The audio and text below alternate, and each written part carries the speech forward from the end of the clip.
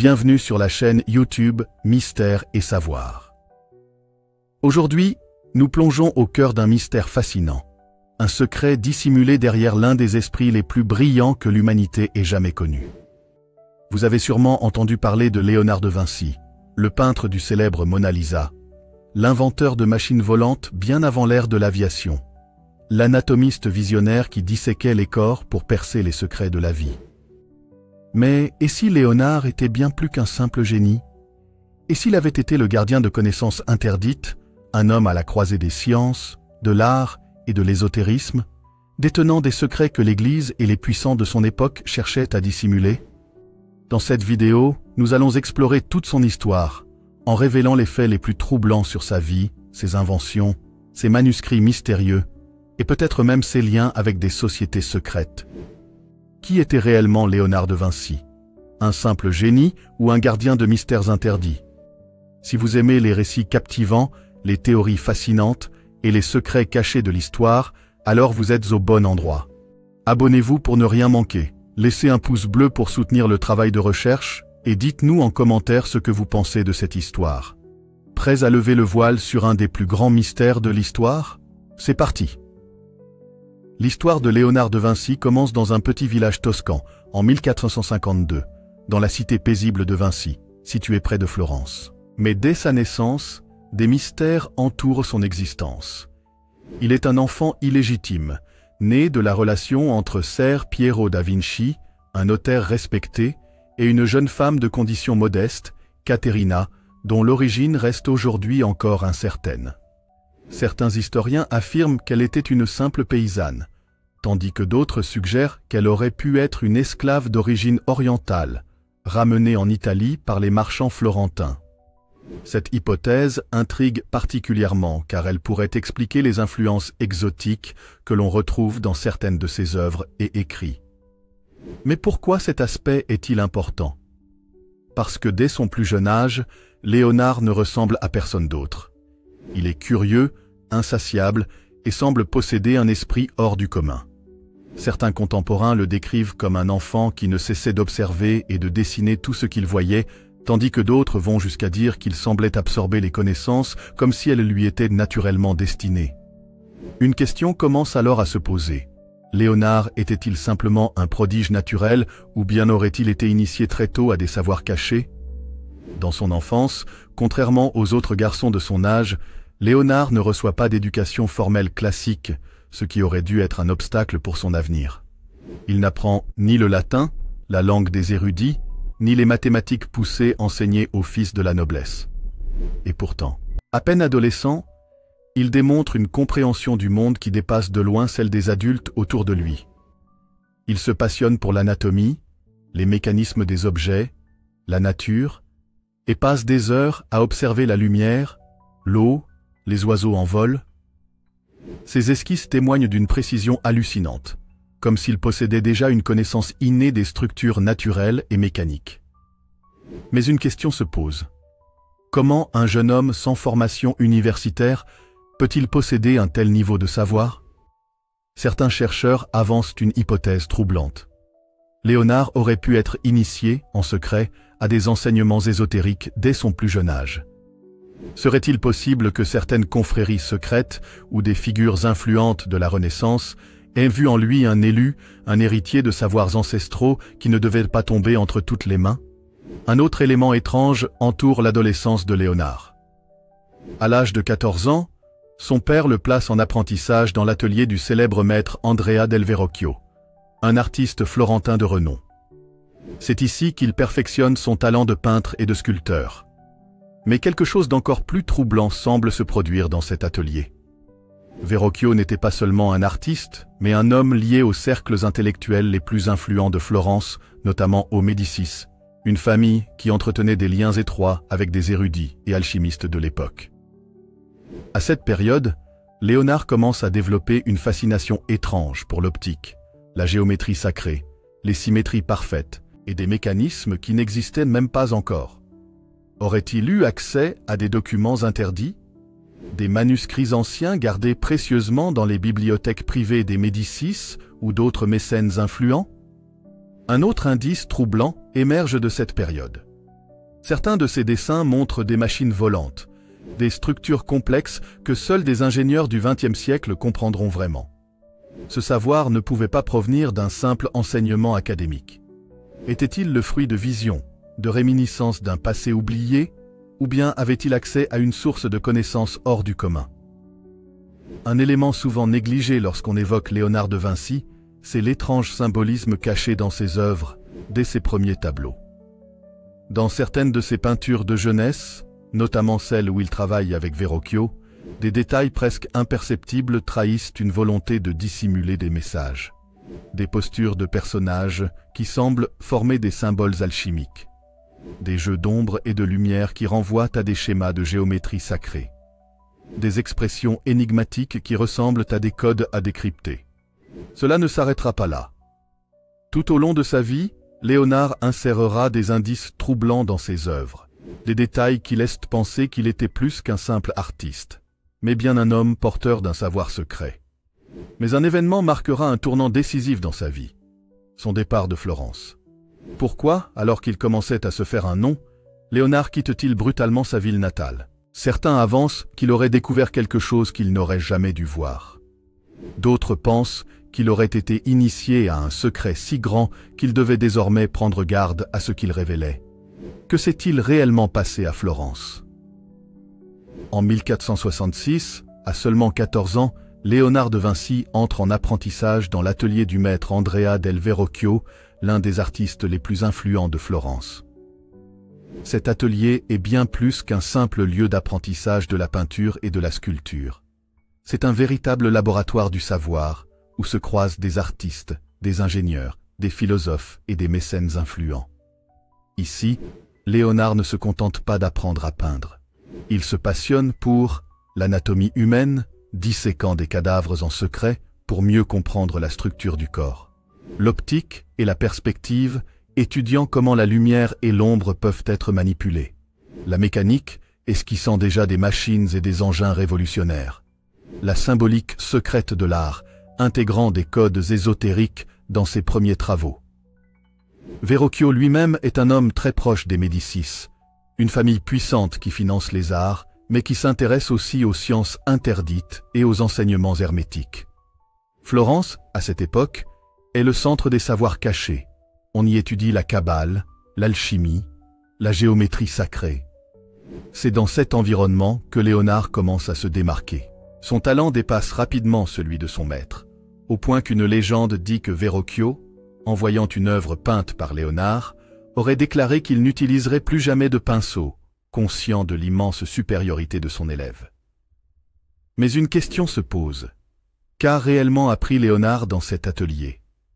A-t-il simplement développé un talent naturel exceptionnel, ou bien a-t-il eu accès à des manuscrits secrets, conservés par ses protecteurs? Parmi les premières œuvres où l'on voit la touche de Léonard, le baptême du Christ, un tableau peint en collaboration avec Verrocchio, intrigue les chercheurs. On dit que Léonard aurait peint l'ange agenouillé sur la gauche, et ce détail soulève plusieurs mystères. Le regard de l'ange semble étrange, presque comme s'il dissimulait un message. Ses traits sont plus réalistes, sa peau plus lumineuse, comme s'il appartenait à un autre monde. La posture de l'ange est inhabituelle. Sa main semble esquisser un geste symbolique, un signe initiatique que l'on retrouve dans certaines sociétés secrètes de l'époque. L'eau du baptême forme une illusion d'optique qui n'a été comprise qu'à l'époque moderne. Une forme subtile qui rappelle l'étude du vortex et de la dynamique des fluides, un domaine qui obsédait Léonard. Aurait-il caché un savoir interdit dans cette œuvre? Alors qu'il est en pleine ascension, Léonard disparaît mystérieusement de Florence en 1476. Pourquoi? Officiellement, il est accusé d'un crime grave, une affaire trouble qui le contraint à quitter la ville pour éviter des ennuis avec l'Inquisition. Mais cette explication est-elle suffisante? Certains historiens pensent que Léonard aurait découvert un secret si puissant qu'il devait être écarté. Un détail intrigue. Avant son départ, il fréquentait des cercles ésotériques et philosophiques où l'on échangeait des idées interdites sur la nature de l'univers, les mathématiques sacrées et l'existence de connaissances perdues venues de l'Antiquité. A-t-il touché à un savoir trop dangereux pour son époque? Certains murmurent que les Médicis eux-mêmes auraient voulu protéger Léonard en l'envoyant loin de Florence pour lui éviter un destin tragique. Après son départ forcé de Florence, Léonard trouve refuge à Milan, où il entre au service de Ludovic Sforza, le duc de la ville. Mais ici encore, un mystère plane. Pourquoi un simple artiste est-il accueilli avec tant d'honneur par un chef militaire? Léonard ne se contente pas de peindre. À Milan, il travaille sur des inventions militaires, des fortifications et des machines de guerre. Il étudie aussi l'astronomie, l'alchimie et la biologie avec une précision troublante. Aurait-il été envoyé à Milan pour une mission secrète? Dans certains de ses carnets, il laisse entendre qu'il poursuit des recherches interdites, notamment sur l'énergie, le mouvement perpétuel et l'âme humaine. À cette période, il commence aussi l'un de ses plus grands chefs-d'œuvre, la Scène, une peinture qui contient des anomalies que nous explorerons plus tard. Nous commençons à voir un schéma troublant se dessiner, un savoir qui dépasse son époque. Léonard comprend des principes scientifiques que personne d'autre ne connaît, des symboles cachés dans ses œuvres. Il intègre des codes ésotériques et alchimiques. Un parcours mystérieux. Chassé de Florence, accueilli à Milan par un chef militaire, puis travaillant sur des projets qui dépassent l'art. Et surtout, Léonard ne signe presque jamais ses œuvres. Pourquoi un homme si brillant voudrait-il laisser le moins de traces possible de son passage? Certaines théories avancent que Léonard aurait été un membre discret d'une société secrète, peut-être lié aux Templiers ou aux Rose-Croix. La question est donc la suivante. Léonard de Vinci était-il simplement un génie en avance sur son temps? Ou bien un initié, chargé de préserver et de dissimuler un savoir antique? La réponse pourrait se cacher dans l'œuvre la plus mystérieuse de Léonard, la Scène. Car derrière cette fresque, certains chercheurs ont découvert des indices qui pourraient changer notre compréhension de l'histoire. Nous sommes en 1495. Léonard de Vinci est à Milan, sous la protection du duc Ludovic Sforza. Il reçoit alors une commande prestigieuse. Réaliser une fresque monumentale dans le réfectoire du couvent Santa Maria del Grazie. Son sujet? La Scène, le dernier repas du Christ avec ses apôtres avant son arrestation. Mais au lieu de peindre une scène traditionnelle, Léonard déroute totalement ses contemporains en introduisant des éléments intrigants. Une disposition étrange des apôtres, qui semble réagir à une annonce dramatique. Un jeu de lumière et d'ombre complexe, qui crée un effet presque surnaturel. Une perspective si parfaite qu'elle donne l'impression que l'on peut entrer dans la scène. Mais ce n'est que le début du mystère. En observant la scène, plusieurs éléments frappent les chercheurs et historiens de l'art. Normalement, toute représentation de la scène inclut un calice ou une coupe de vin, représentant le Saint Graal. Mais dans l'œuvre de Léonard, le calice est absent. Pourquoi? Certains pensent que Léonard voulait envoyer un message, et si le Graal n'était pas un objet, mais une personne. À la droite de Jésus, Léonard a peint Jean, son disciple préféré. Mais ce personnage intrigue depuis des siècles. Il a des traits très féminins. Des mains fines, une peau claire, des cheveux longs. Il est placé de manière étrange, presque comme s'il formait un V avec Jésus, un symbole de féminité et de fertilité dans l'iconographie ancienne. Et si ce n'était pas Jean, mais Marie-Madeleine? Cette hypothèse a été popularisée par plusieurs auteurs, notamment dans le Da Vinci Code, mais certains historiens affirment que Léonard aurait volontairement brouillé les pistes, insérant dans son tableau un message caché sur un possible rôle secret de Marie-Madeleine dans l'histoire du christianisme. Un chercheur italien, Giovanni Maria Palla, a découvert que les mains des apôtres et les morceaux de pain forment des notes de musique. En les transcrivant sur une partition, on obtient une mélodie étrange, comme un requiem ou un chant religieux caché dans la fresque. Aurait-il voulu coder un message sous forme musicale? D'autres chercheurs ont remarqué que Léonard a placé des symboles mathématiques cachés dans la fresque. La position des mains et des visages suit une suite mathématique précise. La symétrie et la perspective renvoient au principe de la géométrie sacrée utilisée dans l'architecture des cathédrales gothiques. Certains nombres, comme 3, 7 et 12, reviennent souvent, des chiffres liés à la symbolique ésotérique. Cela nous amène à une question troublante. Et si Léonard avait voulu transmettre un secret caché dans la composition même de son œuvre? Pour comprendre pourquoi Léonard aurait codé ces messages, il faut se pencher sur ses relations avec des cercles ésotériques et des sociétés secrètes de son époque. Léonard était très proche des cercles humanistes et érudits de la Renaissance, des groupes qui étudiaient les textes antiques, l'hermétisme, la Kabbale et l'alchimie. Certains pensent qu'il aurait été un initié des Rose-Croix, une société secrète qui prétendait détenir les secrets de l'univers et de la connaissance divine. En contact avec des descendants des Templiers, un ordre accusé d'avoir caché des trésors et des manuscrits interdits après leur dissolution au XIVe siècle. Un chercheur indépendant, en quête des vérités perdues, cherchant à transmettre ses découvertes sous une forme codée. Si Léonard avait accès à des textes interdits, que savait-il exactement? L'un des plus grands mystères de Léonard est son obsession pour l'anatomie, la mécanique et l'astronomie. Ses carnets révèlent qu'il étudiait l'anatomie du corps humain comme un ingénieur démonte une machine. Dessinait des schémas de machines volantes, comme s'il anticipait les inventions du futur. S'intéressait aux étoiles et aux cycles cosmiques, laissant entendre qu'il voyait un lien entre l'homme et l'univers. Certaines de ses notes sont écrites en miroir, une écriture inversée que l'on ne peut lire qu'avec un reflet. Pourquoi cacher ainsi ses écrits? Aurait-il dissimulé un savoir interdit pour éviter d'être persécuté par l'Église? En analysant la scène et ses autres œuvres, une question centrale se dégage.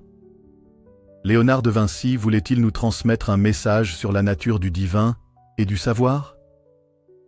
Certains pensent qu'il voulait déconstruire les dogmes religieux, montrant que la spiritualité et la connaissance pouvaient être bien plus vastes que ce que l'Église enseignait. D'autres estiment qu'il aurait pu être en possession d'un secret ancien, transmis à travers les âges et caché dans ses peintures pour ceux qui sauraient le voir. Et si la scène n'était que le premier indice d'un mystère bien plus grand? Si Léonard de Vinci est connu pour ses peintures, son génie ne s'arrêtait pas à l'art. Ses carnets regorgent d'esquisses d'inventions révolutionnaires, allant bien au-delà de ce que l'époque était capable de concevoir. Des machines volantes inspirées des oiseaux et des chauves-souris. Un char blindé ressemblant aux tanks modernes. Un système de canalisation et de pompes hydrauliques sophistiquées. Une machine ressemblant à un robot automate. Un scaphandre pour explorer les fonds marins. La question qui intrigue les historiens est: comment un homme vivant au XVe siècle a-t-il pu concevoir de telles avancées technologiques, alors que certaines ne seront développées qu'à partir du XIXe et XXe siècle? Plus encore, avait-il accès à des manuscrits secrets, contenant un savoir interdit? Parmi toutes ces inventions, les machines volantes sont peut-être les plus fascinantes. Léonard passe des années à étudier le vol des oiseaux et des chauves-souris. Il remplit des carnets entiers de dessins montrant des ailes articulées ressemblant aux ailes d'un planeur moderne. Un parachute conçu plus de 300 ans avant son invention officielle.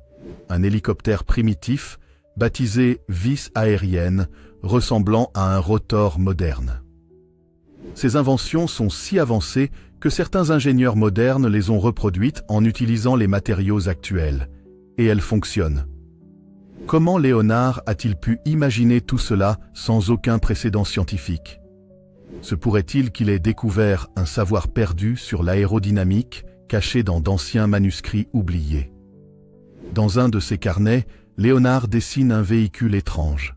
Un char blindé en forme de disque, équipé de canons tout autour, propulsé par un système de manivelles internes. À première vue, ce char ressemble exactement aux tanks modernes, qui n'apparaîtront que 400 ans plus tard. Mais un détail frappe les experts. Le mécanisme de propulsion semble délibérément erroné. Aurait-il volontairement caché le vrai fonctionnement de son char, de peur qu'il ne tombe entre de mauvaises mains? Cette idée est renforcée par plusieurs notes dans ses carnets où il affirme que les inventions militaires ne doivent pas être utilisées pour la destruction, mais pour la connaissance et la protection. Pourquoi Léonard aurait-il conçu un char si avancé pour ensuite s'assurer qu'il ne soit pas réalisable? Était-il simplement un humaniste pacifiste? Ou avait-il reçu une mise en garde sur les dangers de son savoir? L'un des objets les plus étranges que Léonard ait conçu est un automate ressemblant à un chevalier mécanique. Ce robot, dessiné avec une précision étonnante, aurait pu bouger ses bras et sa tête grâce à un système d'engrenage. S'asseoir et se lever par lui-même. Simuler la respiration humaine grâce à des pistons internes. Léonard était-il en train d'explorer les bases de la robotique? Un domaine qui ne prendra son essor qu'au XXe siècle? Encore plus étrange. Certaines notes laissent entendre qu'il aurait réellement construit cet automate pour une fête organisée par Ludovic Sforza. Si c'est vrai, alors Léonard aurait créé l'un des premiers robots fonctionnels de l'histoire, il y a plus de 500 ans. D'où venait cette intuition? Était-il guidé par une force inconnue? Parmi ces esquisses oubliées, on trouve une invention troublante. Un scaphandre de plongée. Ce costume, équipé de tuyaux reliés à la surface, ressemblait déjà aux combinaisons modernes utilisées pour explorer les profondeurs marines. À son époque, personne n'avait la moindre idée de la pression sous-marine, ni des techniques nécessaires pour survivre dans l'eau sur de longues périodes. Alors comment Léonard a-t-il pu concevoir un scaphandre si réaliste et fonctionnel? Cette question alimente une autre théorie. Se pourrait-il que Léonard ait eu accès à des textes anciens décrivant des inventions oubliées? Certains chercheurs pensent que l'humanité aurait pu déjà posséder un savoir avancé, mais que ce savoir aurait été perdu au fil des âges. Léonard aurait-il simplement été le dernier gardien de ces connaissances anciennes? Après avoir exploré ces inventions impossibles, une question devient de plus en plus troublante. D'où tenait-il ce savoir? Plusieurs hypothèses existent. Un génie pur et inégalé. Il était simplement en avance de plusieurs siècles sur son temps, un cas unique dans l'histoire humaine. L'accès à des manuscrits oubliés.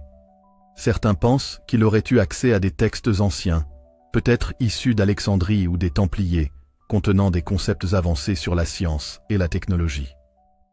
Une connexion avec une intelligence supérieure. Une théorie plus audacieuse suggère que Léonard aurait été en contact avec une source de savoir inconnue, peut-être une inspiration divine ou une influence venue d'ailleurs. Quoi qu'il en soit, Léonard n'a jamais essayé de faire fortune avec ses inventions. Il aurait pu devenir l'homme le plus riche de son époque, mais au lieu de cela, il cachait ses découvertes, les codait et les dispersait dans des carnets secrets. Pourquoi? Aurait-il craint que l'humanité ne soit pas prête pour ses avancées? Tout au long de sa vie, Léonard a écrit des milliers de pages de notes et de croquis détaillés sur une multitude de sujets allant de la peinture et l'anatomie jusqu'à des concepts révolutionnaires en sciences et ingénierie. Mais ce qui intrigue le plus, c'est le mystère qui entoure ces carnets. Pourquoi une grande partie de ces écrits ont-ils disparu? Aujourd'hui, on estime que seuls 25% de ces écrits ont survécu. Que sont devenus les autres? Certains pensent qu'ils ont été délibérément cachés, car ils contenaient des révélations trop avancées pour l'époque. A-t-il brûlé lui-même certains de ces carnets pour éviter qu'ils ne tombent entre de mauvaises mains? Ont-ils été confisqués après sa mort par l'Église ou des sociétés secrètes? Contenait-il un savoir interdit, capable de changer notre vision du monde? Des légendes disent que certains carnets perdus pourraient être cachés dans les archives secrètes du Vatican.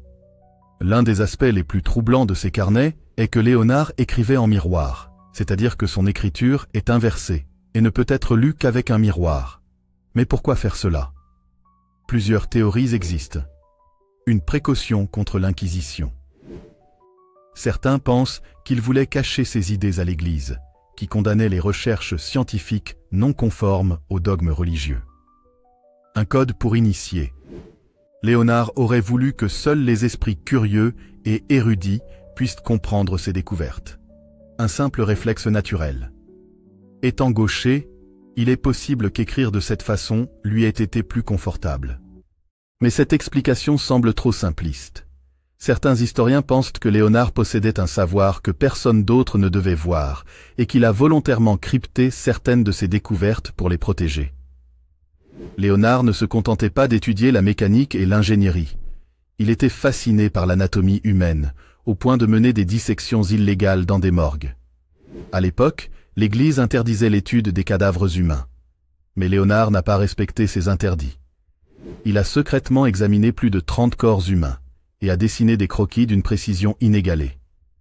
Il a détaillé le fonctionnement du cœur et des muscles bien avant la médecine moderne. Il a compris le rôle du cerveau dans les émotions et la pensée. Il a étudié la croissance des fœtus dans l'utérus, une connaissance qui était taboue à son époque. Était-il simplement un scientifique passionné ou cherchait-il quelque chose de plus profond? Certains pensent qu'il essayait de percer le mystère de la vie elle-même, peut-être pour découvrir comment prolonger l'existence humaine.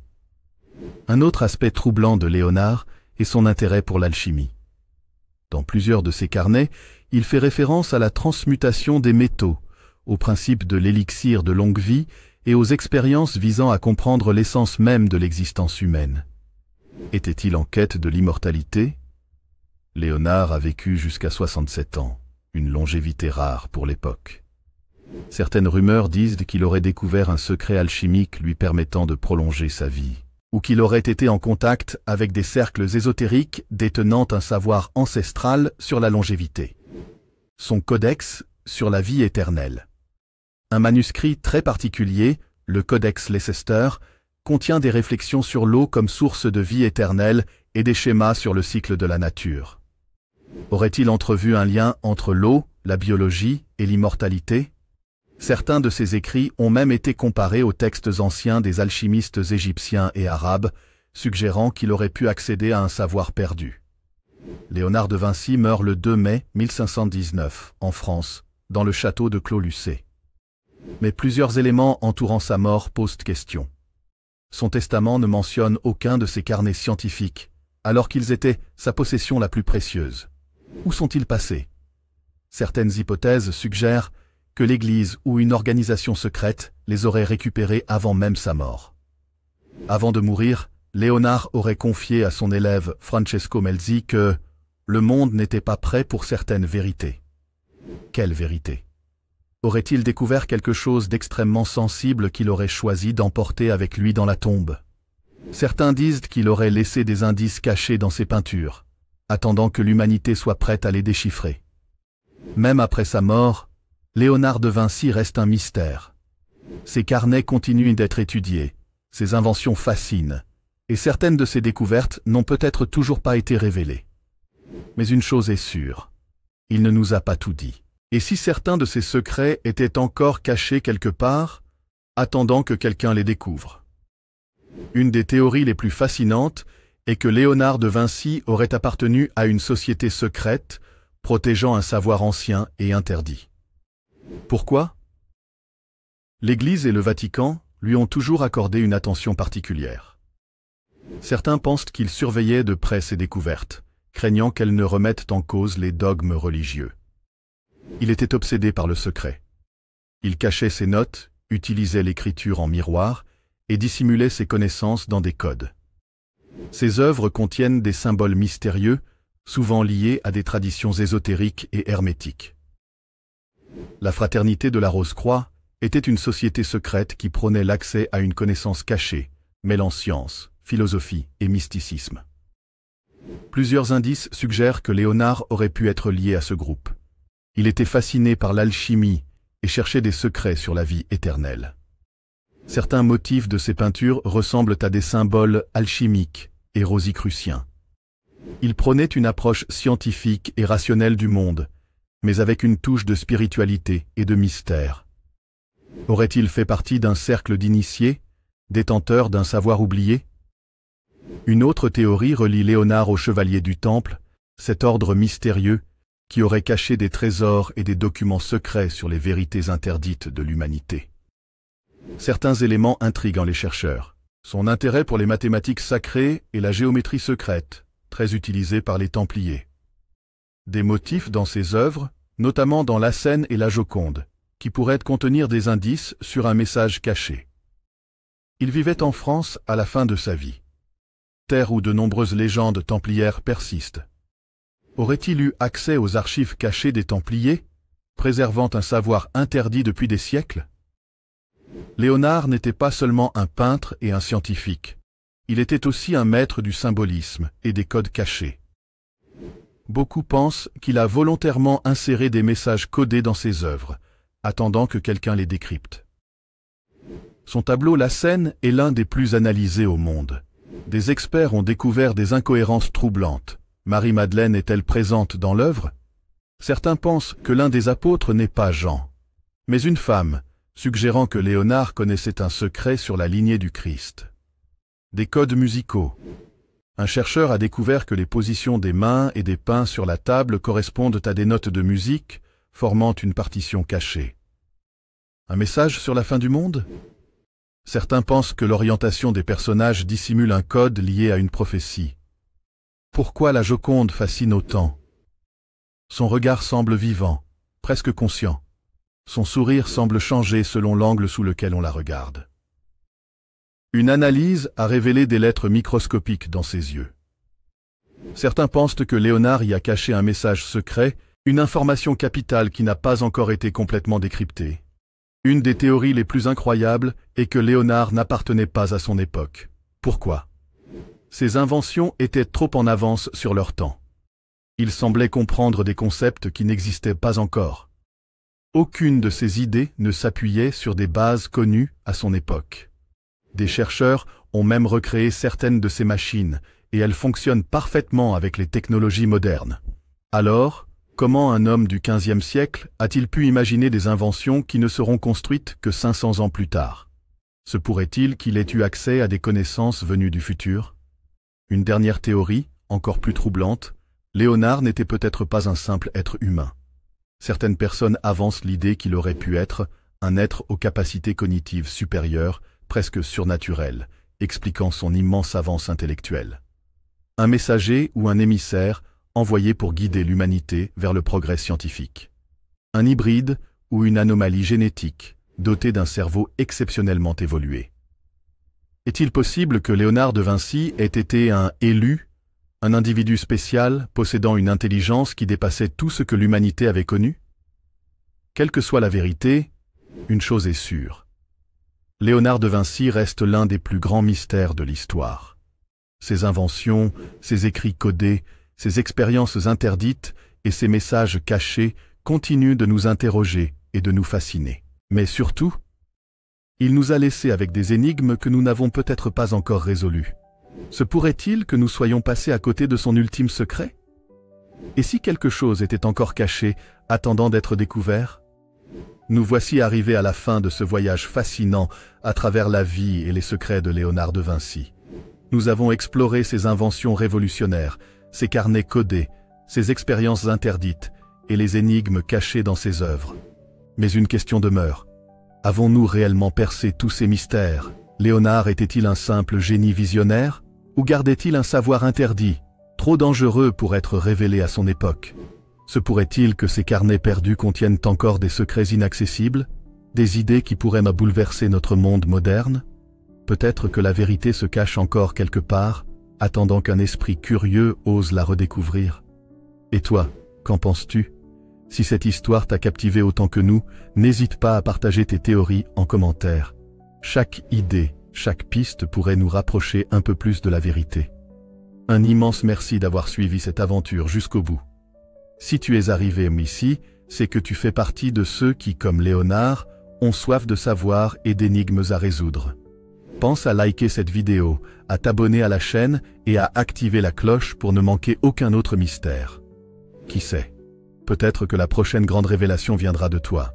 À très bientôt sur Mystère & Savoir, où chaque question nous rapproche un peu plus de la vérité.